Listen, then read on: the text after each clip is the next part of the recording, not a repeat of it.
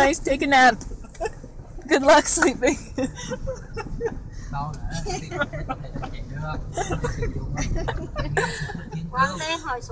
Ngưng được không? Ngưng được không? Họ sure guys.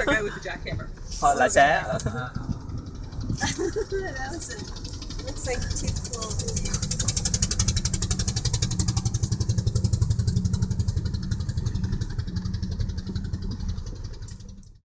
A Lưới, they came from what used to be Laos, were part of Indochina, right? So Indochin was really 3 countries combined, according to the French. So from that standpoint, these ethnic minority groups saw themselves from this one mishmash place. Now they're on the Vietnam side because of war, right? Because of war and the bombing, etc. They moved from Laos through the caves and into the Vietnam land. Well, I'm very much, I feel this very strong kinship to this group. They make a really wonderful product, and they are one of 28 without a written language. So how they communicate is really through their arts and craft. The women, though, do these beautiful beading, right? People actually mix up. Most people don't understand the ethnic minority groups, not even the Vietnamese. That's because there's not a lot of history written about them, and there's not a lot of interest in them. But I find it absolutely fascinating.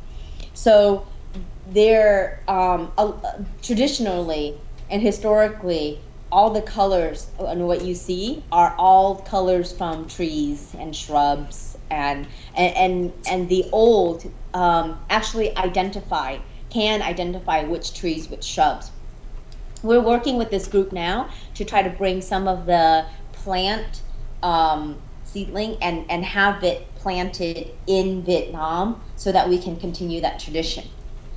Currently, though, what we're trying to do is actually support this type of work so that it continues. Now, what's very interesting is that we think that what they bead, what they put together, is actually a story. It's how the women communicate about where they are, how they live, what season it is, because all of the symbols actually mean something to them. Because they don't have a written language, this is part of their way of communication. So during a very special event like a wedding, a birth, a death, they would make these beautiful long a cloth, and they would give it away, and that's how they communicate how they feel. That's how they communicate who gives what, simply by reading into their beading. The problem is that I think, given the break in history, right? Like their history is probably much longer than the Vietnam history, given that they're indigenous, and given that at one point they were all over Laos and Vietnam. They're right at the border, in fact. So I believe that their language, in some sense, has been stumped, right? And so what's been very popular in the past 30 years is this idea of buying from the indigenous. Like the Sapa would make the same thing.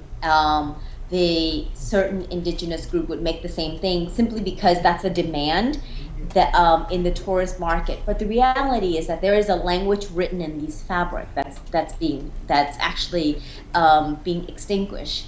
And what we're trying to do is actually revive it again and make it an economy for them. Because once the fabric can be traded and can be recreated into, let's say, for our purpose, modern design and modern fashion, and we can find a market for them, then they will begin to speak and to tell about their livelihood and really their stories, right? Because it's all really written in the fabric. Actually, I have a team of 3. Rachel Carson, who is from New Jersey. She's an American beautiful American Jewish gal from New Jersey who had a fellowship, went to Hue, and now call herself Lei Thi Soai.